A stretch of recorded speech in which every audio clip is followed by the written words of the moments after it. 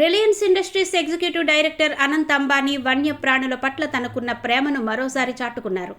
Colombia ప్రభుత్వ నిర్ణయంతో మరణం అంచున ఉన్న 80 హిపోపోటమస్లను రక్షించేందుకు ఆయన ముందుకొచ్చారు. ఈ హిపోలను చంపవద్దని, వాటిని గుజరాత్లోని తమ వంతారా జంతు సంరక్షణ కేంద్రానికి తరలిస్తామని, అక్కడ వాటికి శాశ్వత నివాసం, సురక్షితమైన వసతులు కల్పిస్తామని ఆయన ప్రతిపాదించారు. ఈ మేరకు కొలంబియా పర్యావరణ శాఖకు అధికారికంగా అభ్యర్థన పంపారు.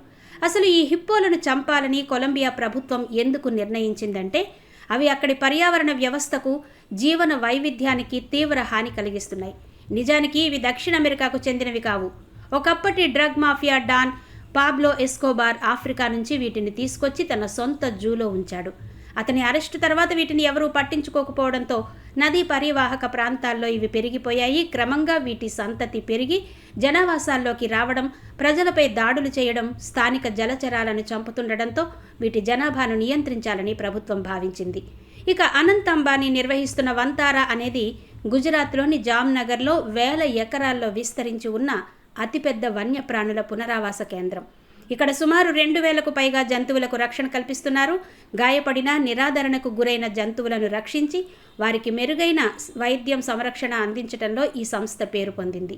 హిప్పోల విషయంలో తాము సమగ్ర ప్రణాళికతో కొలంబియా ప్రభుత్వంతో సంప్రదింపులు జరుపుతామని వంతారా ప్రతినిధులు తెలిపారు.